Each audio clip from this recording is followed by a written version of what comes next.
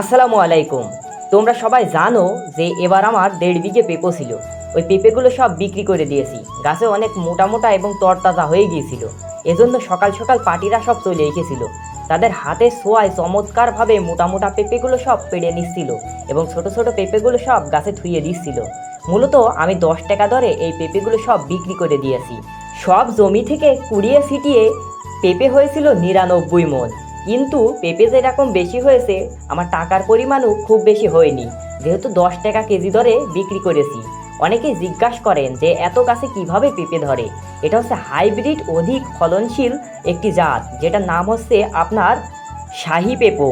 এই পেঁপের এত পরিমাণ ওজন হয় যে বহর রাখতে পারে না গাছ। প্রতিটি গাছের গোড়ায় একটি করে বাঁশ পুঁতে দিতে হয়, না হলে ভেঙে যায়। ঝড় আসার আগে এই গাছ উড়ে যায়।